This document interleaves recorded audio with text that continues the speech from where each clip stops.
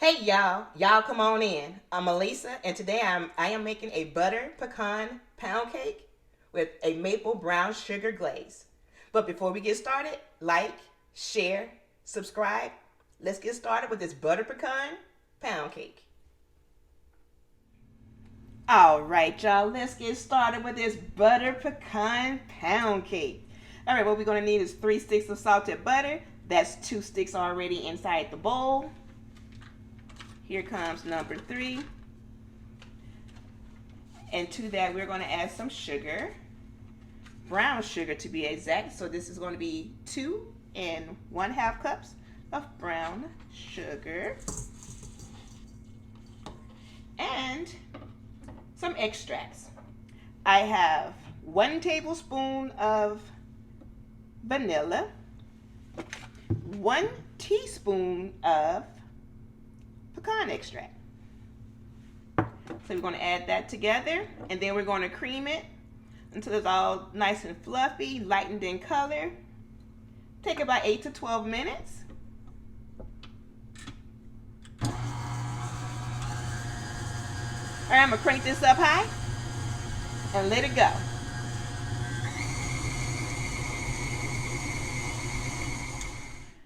All right, you guys, it's been about 10, 12 minutes. Let's see, 12 minutes exactly. See how light and fluffy it is? It's lightened in color. Look at that. Ooh, so smooth and creamy. Just gonna scrape down the sides of the bowl. Make sure we get all of that butter and sugar and flavorings in there. And then we're gonna add 5 eggs. I like cream and the butter and the sugar. It just, at least for me, it just makes it seem like the cake comes out light and fluffy and airy. Makes it taste just that much better. I don't know if it seems like that to other people, but it sure seems like it to me. All right, let's add in our eggs.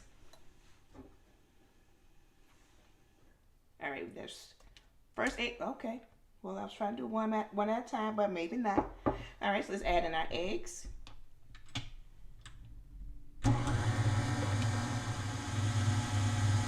Last egg going in.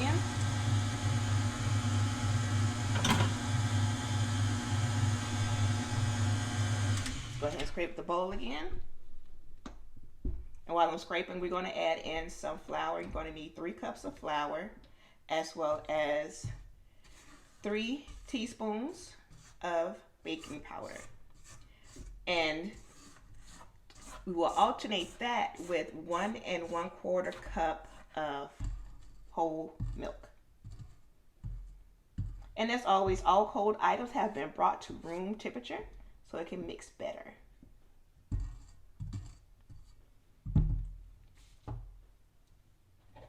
All right, here's the flour. 3 cups plus 3 teaspoons. 3 cups flour, 3 teaspoons of baking powder.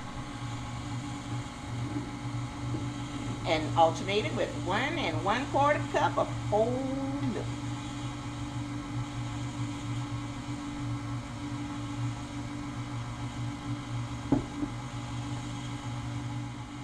And this is the last of the flour.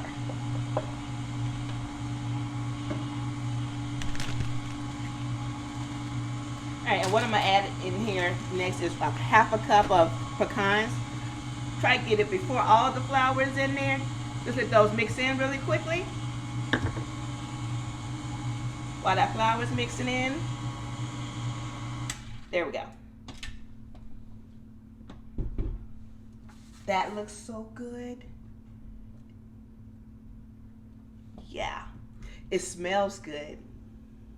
It actually does smell like a, if you like the butter pecan ice cream, it has a hint of that smell that you get when you smell the ice cream. So I'm just making sure I get everything.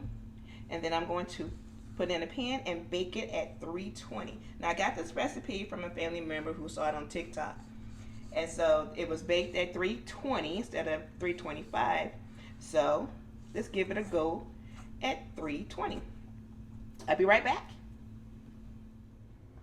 All right, I got my pan already. It's been sprayed with some Baker's Joy. Those are just brush strokes. I use the pastry brush to kind of brush it all around, make sure it's very well coated. That's the goal. So that way I don't lose any of the crust.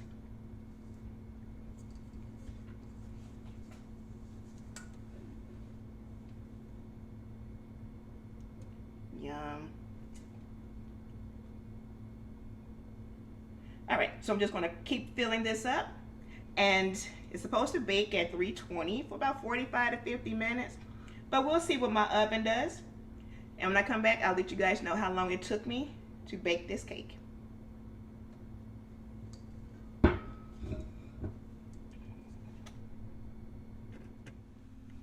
So y'all listen.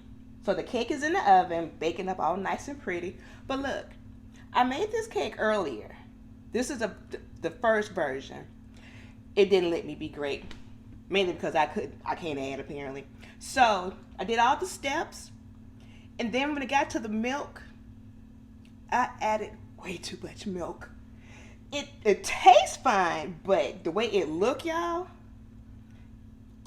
can y'all see the texture of that thing? It don't look right. It looks wet. It's almost like a wet sponge. This is what happens when you use entirely too much milk. Now I'll still try it. It's actually really good. It really is really good. But the texture of it is killing it for me. I mean, look at it. A whole wet sponge. Look at that. Look. That's a hard no right there. So, part 2 is in the oven. Now, the cake is actually for someone else, so I'm not going to cut into that one, but I just wanted you guys to see that it does really taste good. It's just not pretty when you add too much milk. All right, y'all. I'll be right back when I take this other cake out the oven. All right, y'all. The cake is out of the oven. It did not take 45 minutes. At the 45-minute mark, it still had a little jiggle in the center. So I put it back in, and it was done at 52 minutes. And what helps, along with using a toothpick, or in my case, a really long skewer. You can also look at the side. You see how it's pulling away from the sides right there? That'll help you as a good indicator that the cake is done, along with using the skewer. So we're going to let it cool off for about 10 minutes, and then we're going to pop it out. I'll be back. All right, y'all. It's been about 10 minutes. Let's see if I can flip it out.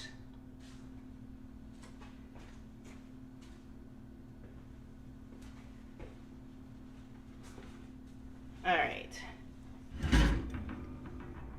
So I'm going to put the cooling rack on top of it this time, because I want it to cool all over.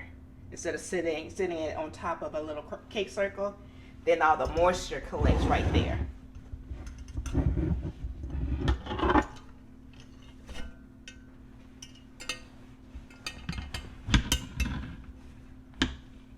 All righty.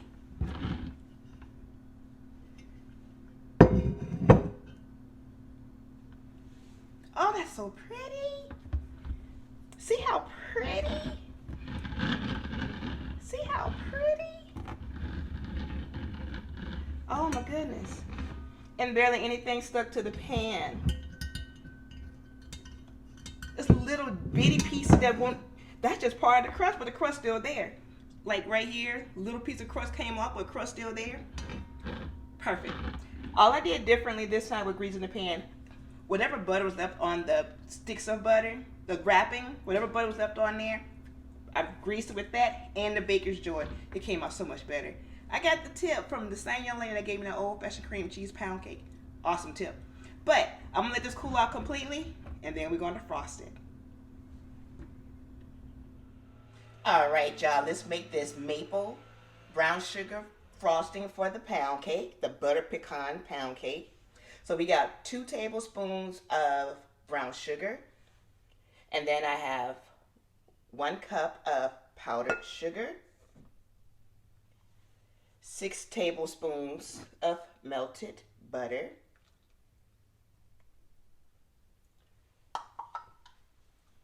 then 2 tablespoons of milk. And 1 tablespoon of maple syrup.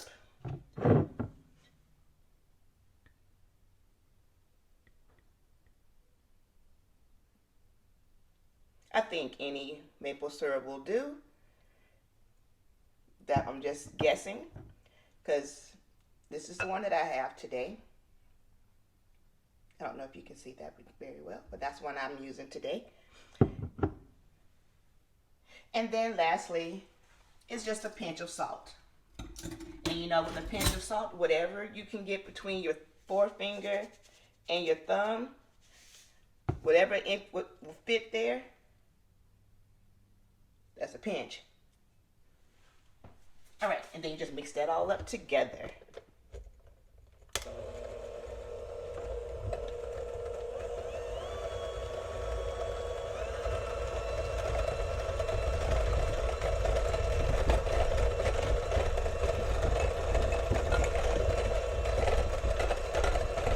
Now I would say from here you can determine if you're going to need a lot more or if this will do, but we're going to see what it does.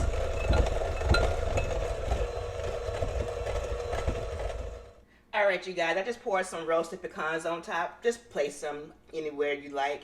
I had some raw pecans and I didn't want them to taste raw, so I roasted them for about 10 minutes at 350 and then I let them cool off.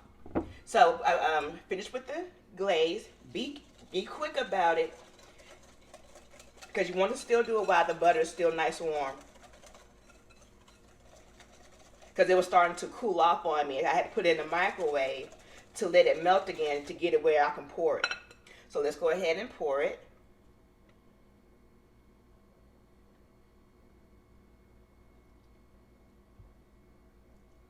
All right, look at that.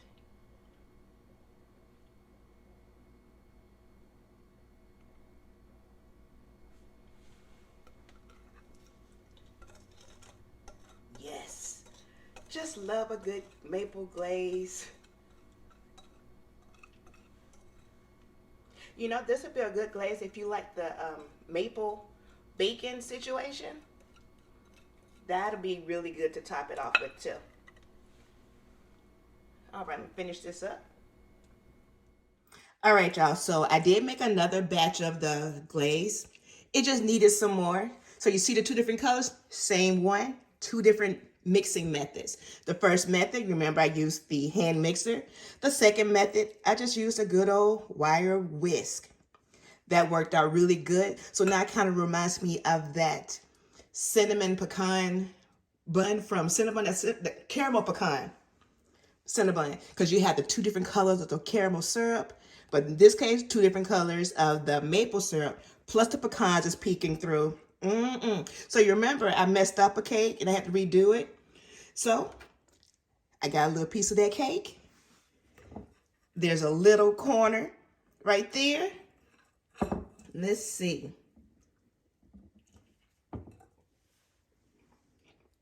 Oh.